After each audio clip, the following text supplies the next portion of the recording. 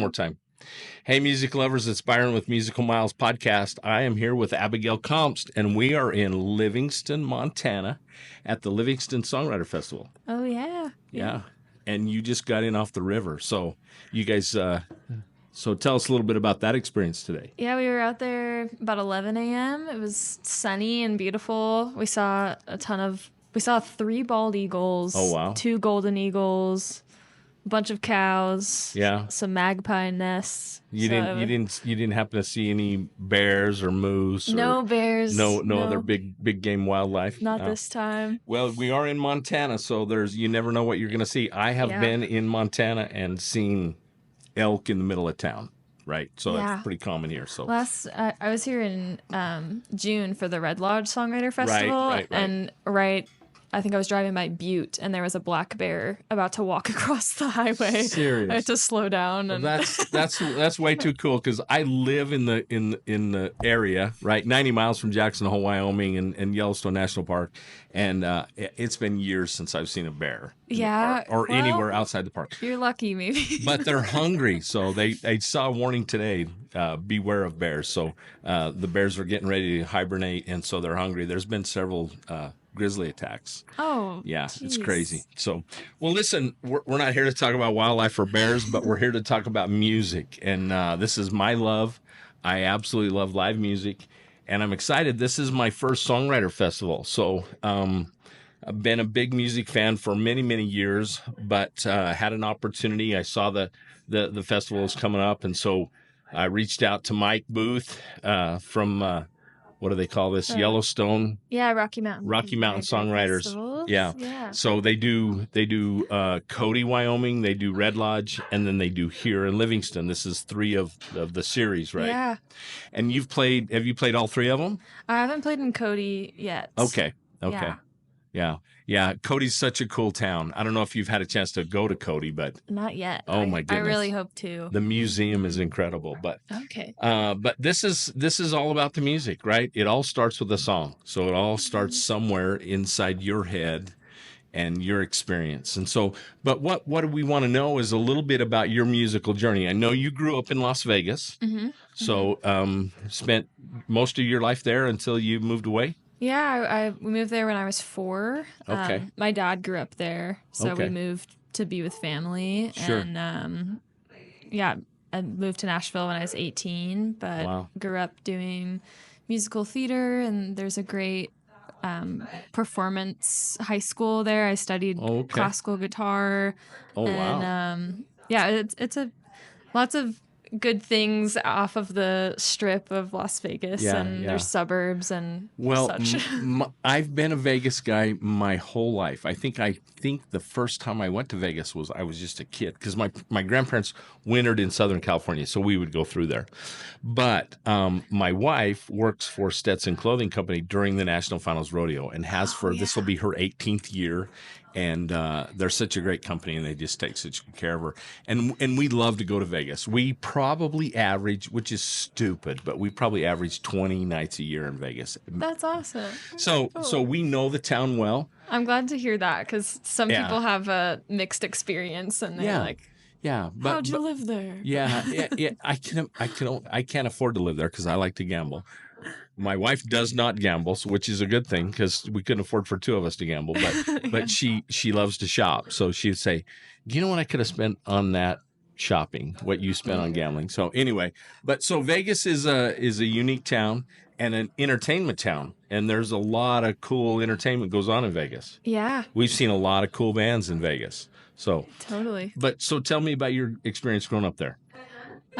I mean, it was childhood. I really have nothing else to compare it to. Right. You know, it's just I think the further away from it, I get these like weird memories of, you're driving to someone's birthday party at the bowling alley that's attached to a casino. Right. There's like stripper ad on the back of a taxi, and you're like in the 4th grade. Yeah, like, that's no big deal. It's just norm, right? Yeah. So it's very unique. If you grew up in that and being exposed to that, it's no big deal.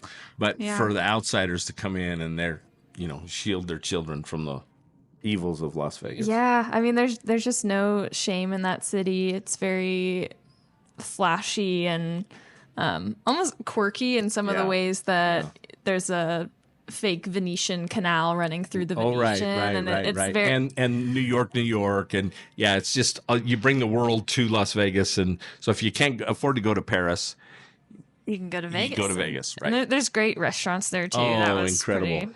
Pretty the food's amazing, but it's they don't call it Sin City for no reason, right? Yeah. Whatever indulgence you want, you can find in Vegas. Totally. Well, so let's talk. So you grew up there, and you said you went to a musical arts type school. Mm-hmm. Tell us about that. Yeah, it was called Las Vegas Academy. Okay. The building was Las Vegas High School. It was the first high school in Vegas. So old building, right down by Fremont Street. You're like 2 blocks. Off of Fremont? Yeah, off of Fremont. That's the original Las Vegas. Yeah. Now we have the Mob Museum down there. That's kind of... I've been to the Mob Museum. It's pretty cool. A lot of mob history in Vegas. Yeah. But I was in youth theater, so that kind of got me into the creative performance space. Sure. Built a lot of sets and did costume design. If you weren't in the show, you were working on the show. You were and on the usher crew, bringing people to their seats. Yeah, I mean that's Vegas. It's show business, right? Mm-hmm. It's all about the show business. Yeah, from back in the 40s and the 50s. I mean, the Rat Pack and the classic. Yeah. My mom was in Menopause the Musical. Oh yeah, at the Luxor. Yeah. So she did that for I think 10 years. Oh close to that. Wow. And what did your dad do in Vegas? He was in IT. Okay. Worked for a couple casinos and in the IT department. which is really important. In the last couple of years, it's become a really big issue, right? Because they've had some IT issues. Yeah. I mean, the big, the big crash here. There's a cyber attack. I think he was part of. Yeah, a couple of years ago, that was a mess. Yeah, a big mess. Well, so you kind of got your feet wet in the entertainment world in Las Vegas. Mm-hmm. Graduated from high school, and then at a really young age left and went to Nashville. Was that the plan all along? Not really. I love school. I knew I wanted to go to college, and when I was looking at programs, thought I wanted to go into music business. Right. And really, the big programs were Berkeley, Belmont, NYU, and I toured Belmont and had never been to Nashville before. Right. Belmont's in Nashville, which is where I went and studied songwriting. So you got a degree in songwriting from Belmont. Yeah. In Nashville. Yeah. Do you know that I just interviewed her last night, Jess Jacoy. She also has a degree from Belmont. Did you know that in songwriting? I don't think I knew that. So there you go. See, you learned something new from this old cowboy from Idaho. Yeah, thanks. Yeah. You never know what you're going to learn from me. Where in Idaho are you from? So we're just south of Idaho Falls, a little farming community called Shelley. But that's not where I grew up, but I've spent 20 years there. But I spent a big part of my life in a little town called Aberdeen, which is about 1,200 people. There were 73 kids in my graduating class. Wow. And I started to play the guitar back in those days and didn't stick with it. I had some classmates that did that went on to be great musicians, and a guy I just went to a block party here about 3 weeks ago, Kenny Pulliam. He's a drummer, and he's still playing 50 some years later, right? Almost 50. Sorry, Kenny, not quite 50, but 40 plus. Yeah. And no, I just have always loved live music. And my wife and I, and normally she would be with me and be the behind the cameras here, but she had another commitment this weekend, so she's not here. But you're feeling it out. Yeah, I'm doing it all by my own self. What's the Tree Fort? Have you been to Tree Fort and near Boise? No, I've heard that's cool. I hear good things about it. So that's on the other side of the state from us. It's about 3 hours from us. So we haven't spent much time over there. We're really kind of spreading our wings in the music deal, but we call it Musical Miles Podcast for a reason, because we've gone a lot of miles. We've literally since we started following live music from Key West, Florida, from Mile Zero Fest to California to Canada and New Mexico, or in Mexico, and we literally seek out live music wherever we go. I've seen somewhere in the neighborhood of 70 live bands since mid-May. Wow. So, and that was before I started the podcast. So went to Red Rocks and got to see a couple of our favorite bands at Red Rocks, and went to Country Jam and got to see Jelly Roll and some really cool stuff. So we've really experienced some cool stuff. But the really cool crux of this deal is getting to meet the songwriters and the people and the artists, because that's why we love music, right? Without the artists and without the venues and without the fans, there's nothing. Yeah, I mean, it's a wonderful symbiotic relationship. Yeah, exactly. And that's why I'm here too. Like, I love getting to meet all of the writers, and some have become old friends because we play all these different festivals. It's crazy to me because you say old friends. You're not very old. I would, and I'm not going to guess because it's not nice to ask a lady how old she is, but you're pretty young. I'm 24. Yeah. See, I have a son the same age as you, and he's our baby. So I have a 41-year-old clear down to a 24-year-old. So I've been married 42 years. So Sweet. Congratulations. But that's awesome. Yeah, you're young, and you've been in Nashville how long? 6 years. 6 years. Yeah. So you went at 18. Yeah. So you went out, went to school, graduated, and then just stayed. Yep. I just stayed. So what's that experience been like? It's, I mean, transitioning from college is hard anywhere. Sure. And I think Belmont definitely made it easier because, like, you're already writing. Co-writing is a huge part of the culture there. Right. So I kind of, since graduating, I've structured my schedule to where I can work my part-time job that pays my bills, and then any day I'm not doing that, I'm in a writing room with a producer and an artist, or sometimes it's just a bunch of co-writers, and we're working on songs and trying to get and it's interesting the best we can. Because as I've had this conversation with a lot of singer-songwriters, it's interesting the number of performers, artists who don't write with anyone. It's a personal experience. They sit down, they do it themselves. They've never experienced that and don't want to. They it's not natural for them. And so, but I see some people who live in Nashville, it's very natural because that's the course of the way things go out there. They sit down in a room with one or two or three or four other people, and then you just bang out a song. But it's a machine essentially. They call it that, and I try my best to make it not feel that way. Like really, I want to be writing with people I care about. Like the best songs I get are with my friends or an artist who has a really sweet sound. And it wasn't, when I moved there, I had never co-written, and I did not like it when I first started. It was so uncomfortable, and you're in a room with strangers sometimes, just like trying to get to the most intimate part of yourself. Sure, because that's what this music's about, right? Is your personal experiences. Yeah. Or your feelings, or what your thoughts are for the day. Do you journal a lot? Are you a journaler? A ton. Yeah. I read The Artist's Way this year. Are you familiar with that book? It's a great book for everyone in every field. And morning pages is one of the practices of that book. So first thing in the morning, open your journal, 3 pages, just stream of consciousness. Don't pick up your pen. Just get it all out there. And sometimes song ideas come from that, but sometimes it just clears out the cobwebs, stuff that is getting in the way of. Well, and I don't know about you, but I don't know that I don't always remember my dreams, but I have this consciousness that early in the morning when I wake up, I'm like, this is a great idea. I really should write it, and I don't. Yeah, you're like, I'm gonna remember. I'll remember this, and I don't. Yeah, same. Yeah, so I think journaling is a very cool practice to get into, and I know a lot of songwriters journal. Yeah. Well, so let's talk a little bit about. We talked about you growing up in Vegas, but did you grow up in a big family, a small family, an only child? What's your... I have an older brother. Okay. And then my 2 parents were pretty tight-knit crew. Any musical talent in the family besides you?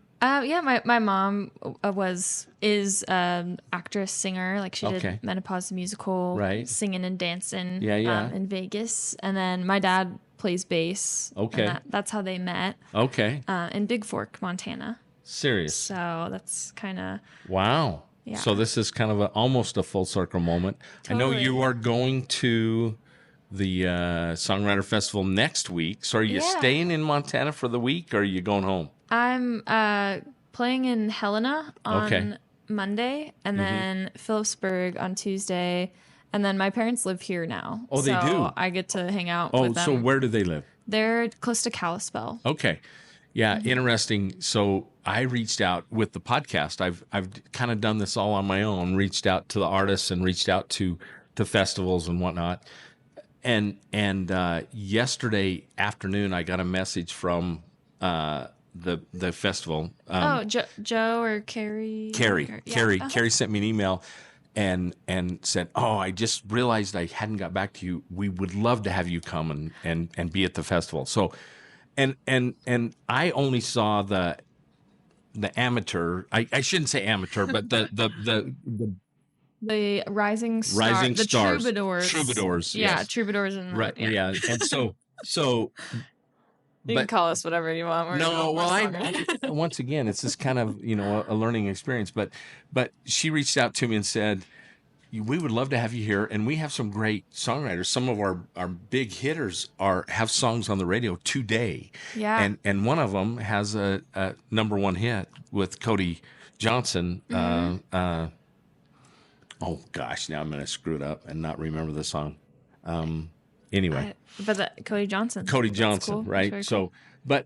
but anyway, so I have a trip scheduled the following week for 2 weeks to Texas and Oklahoma to meet artists, to interview artists and do venues, because we also feature venues. So and we also interview fans. So we've interviewed some super fans who have seen some bands like 70 times. Wow. That's a super fan. That's right? pretty cool. So, but anyway, so she's invited me to come up, and I'm like, okay, I gotta come now. So I'm gonna be up there next week. So okay, it's gonna be fun. See you there. So we'll see you there, and tell all your friends and all the other artists that they need to join us on the podcast. Yeah, I will. Because this has been really cool, because we want to share your story and share your music and get you new fans. I appreciate that. That's what our goal is, right? Really cool. And our goal is to find fans to love the podcast too. So they find new music. But so let's talk about the songwriting process. So I mean, you journal, you wake up, do you go back through those notes throughout the week and go, "Oh, that was Yeah.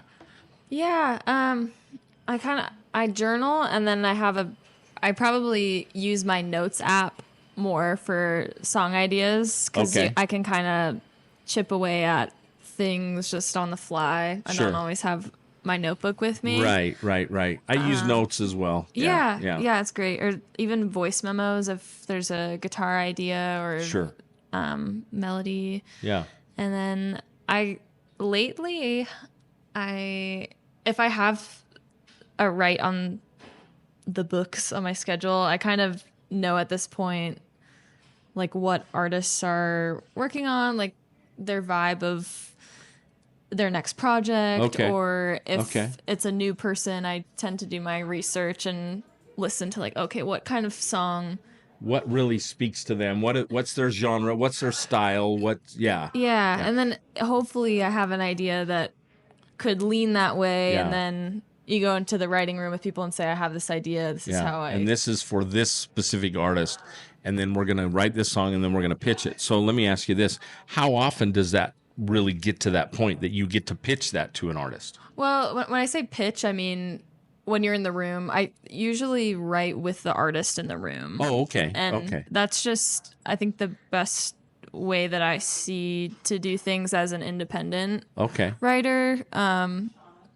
Because if you have a publisher, like that is an objective person who can pitch the song to someone. Sure.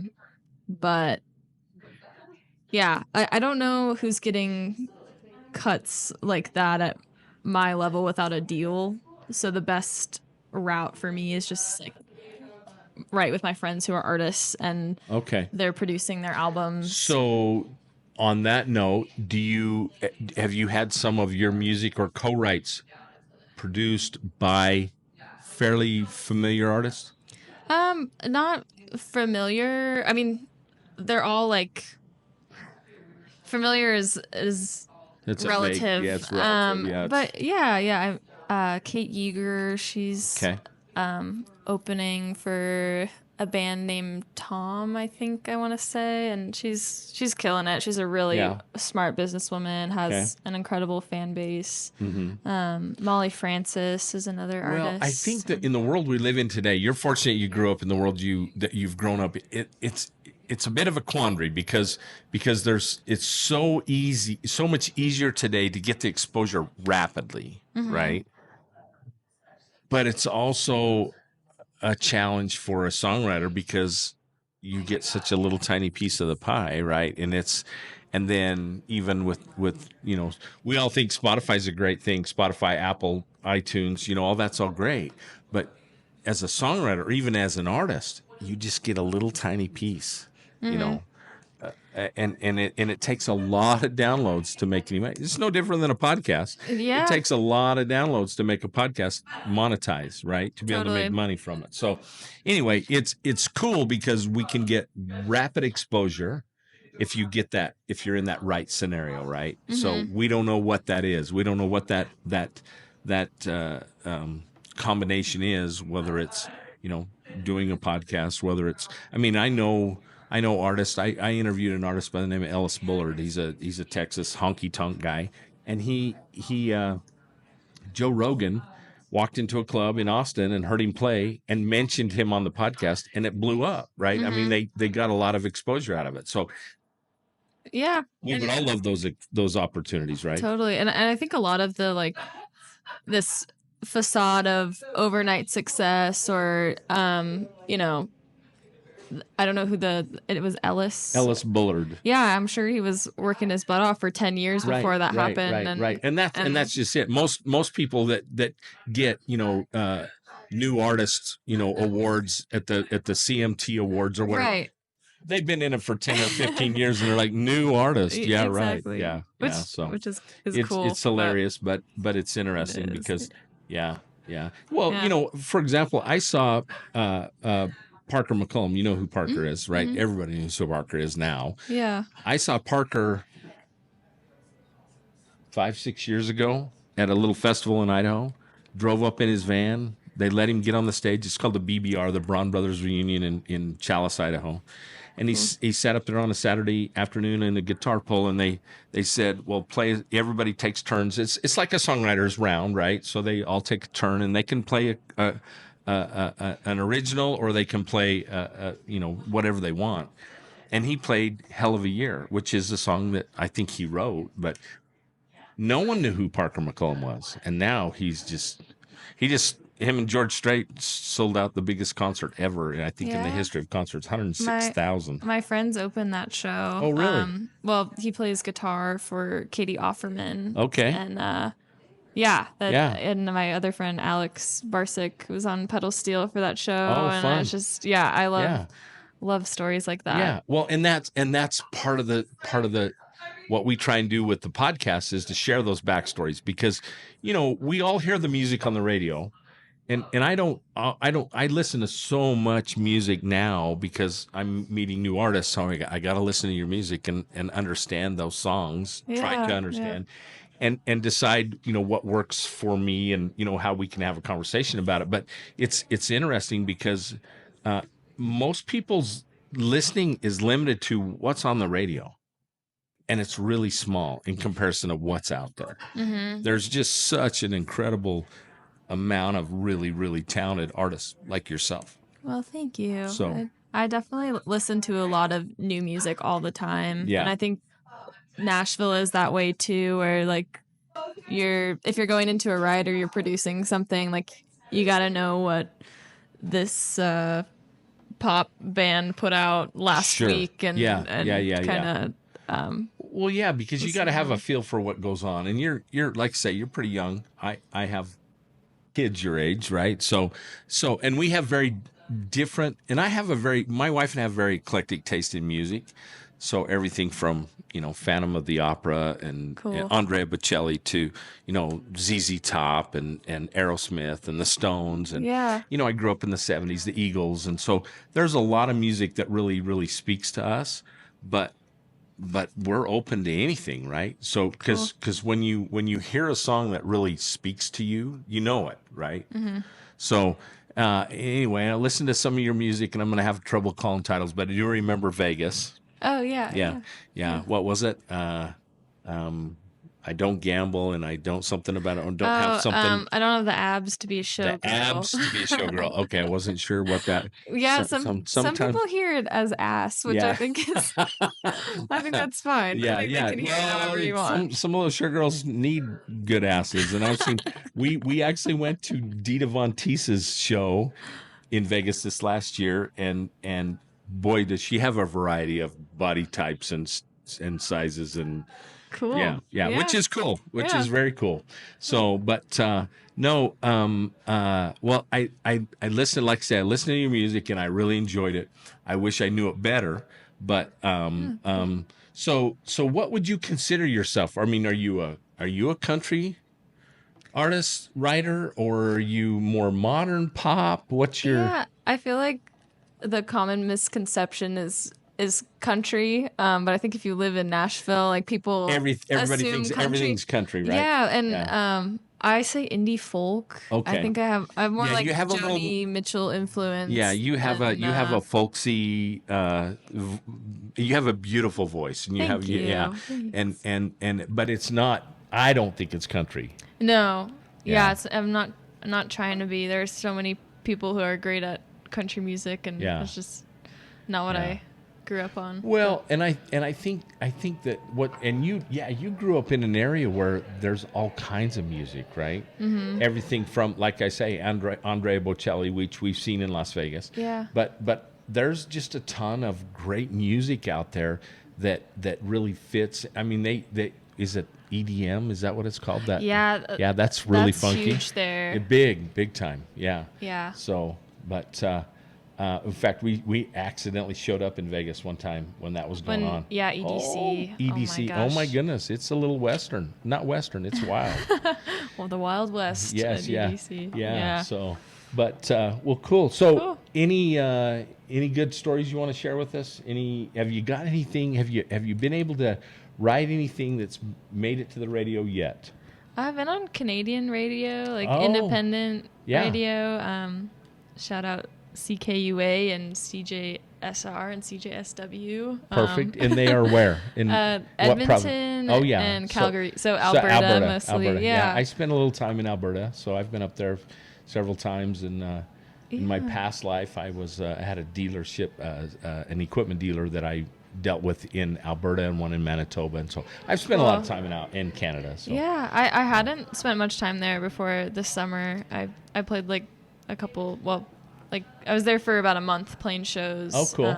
My buddy John Hewitt booked Yes, me. who and- John introduced us, Yes, right? Made the yeah. connection here because John's supposed to be here, but had visa issues. I know. Yeah. That's We got to find out. There's got to be a bigger story to that than just not being able to get a visa. I don't know. Because they It's- let me into Canada, so you. So. It's way easier for us to get into Get in Canada than for a than Canadian it is. to get out. Yeah, it kind of hurts my heart a Yeah, lot because it's yeah. John should be here playing Yeah. and Well, I'm disappointed because I was excited because he's one of the artists that reached right back out to me, and so Mm-hmm. made a good connection. We've got some great artists that we're going to get to meet this Yay. weekend and get to interview, and we're looking forward to Whitefish and what do they call that? Downtown in the Downtown in the Round. round. Yeah. Yeah. Yeah, I'm excited. So been it's downloading. the first one they've done, and Right, this is the right. first. You're catching the first of Right. this festival too. Right, They right, haven't done right. it in Livingston before. Right. So. Well, and hopefully next year we catch all three.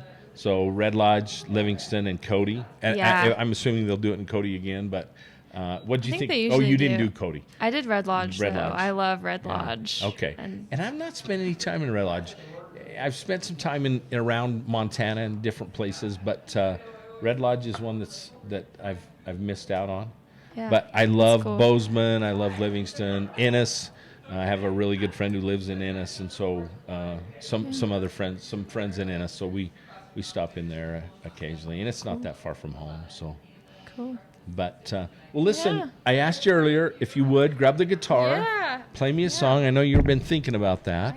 I know. I think I play in a lot of weird tunings, so I'm trying to think of what I. Yeah, and I got to remember to throw a capo in. I don't use a capo much, even if it calls for a capo. Like we talked about the Ultimate Guitar app that I use, and so I just will play it in just without a. Yeah, you just do whatever works for you. Trying to.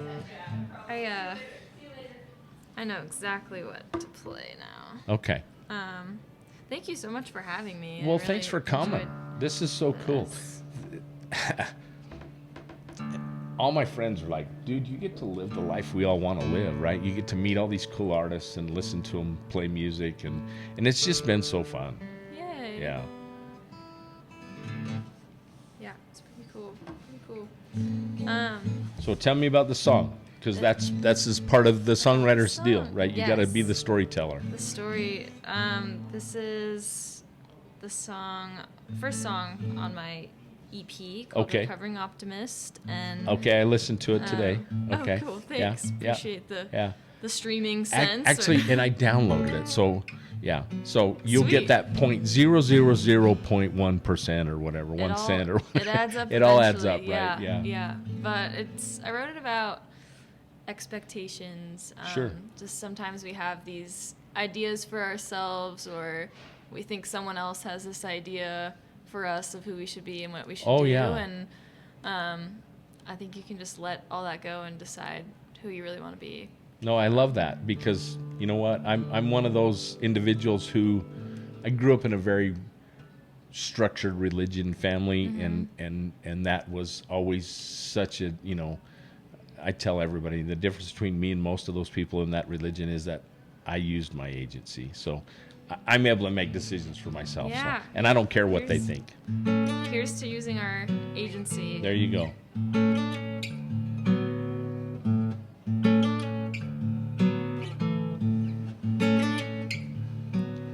Don't become your mother. Don't become your father. They made mistakes you oughtn't play again. So you're standing on their shoulders, trying to be bolder like they want you to be, but you've never been.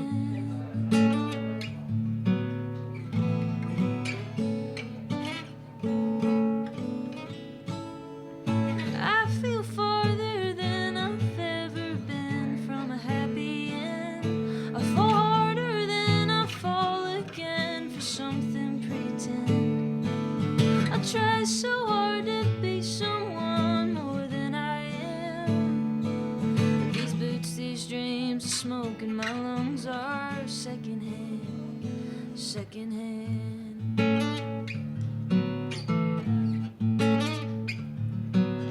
When will I stop trying to be so compliant with all the rules I make up in my head?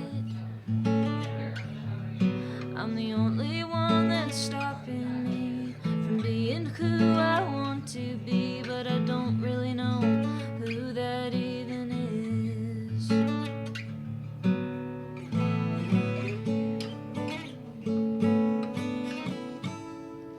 I feel farther than I've ever been from a happy end. I fall harder than I fall again for something pretend. I try so hard to be someone more than I am. These boots, these dreams, the smoke in my lungs are secondhand, secondhand.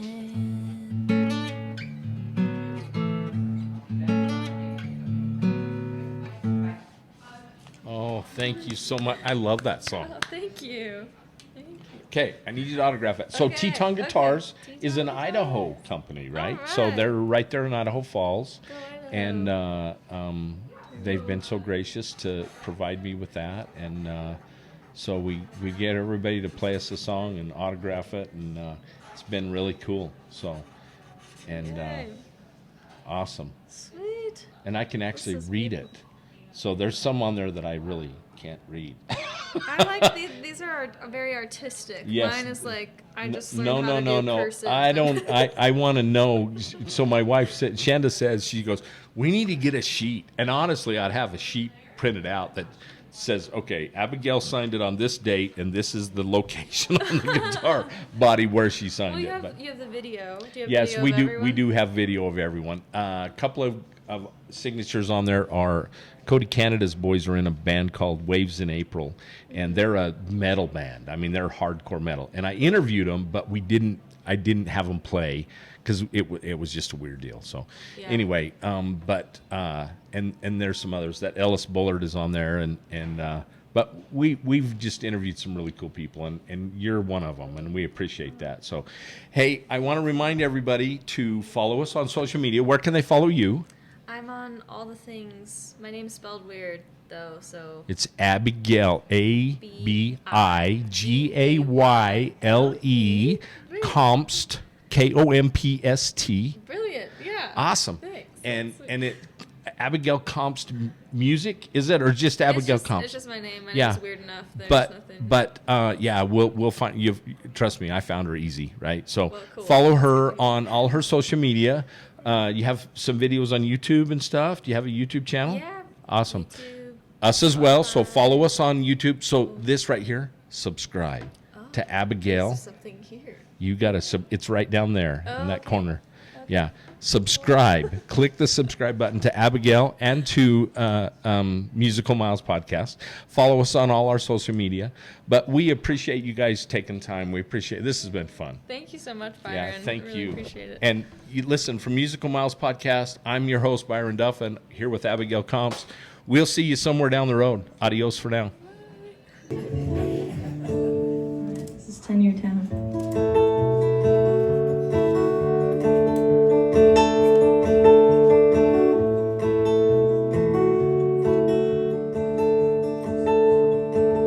When you're one day into a 10-year town, you're the smallest fish in the big pond now. And part of you feels lost, part of you feels found. Just one day into a 10-year town.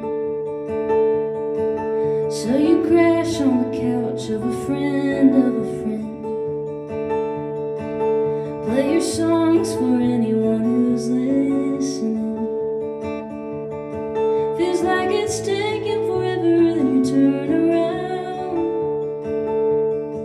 and you're 1 year into a 10-year town. And maybe you figured it out, maybe you know who you are, living with the ups and downs, thankful you made it this far. Years 2 and 3, write 100 songs. Play your writer's round after your part-time job.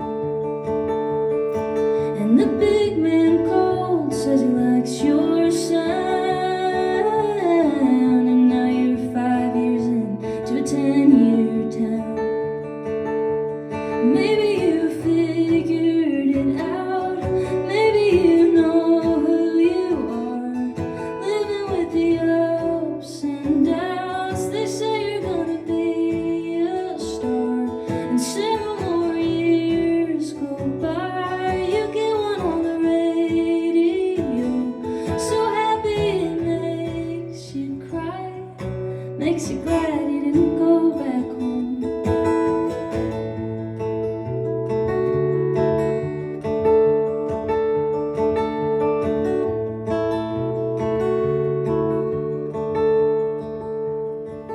Now you're 10 years into a 10-year town, celebrating your success in a bar downtown. You see a girl get off a bus, set her suitcase down. turn now. She's one day into a 10-year town. It's a 10-year town.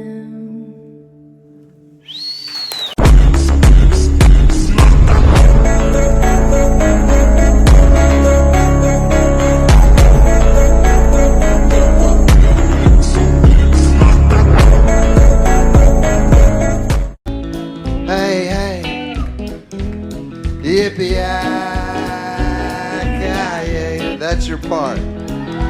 Put mama on us through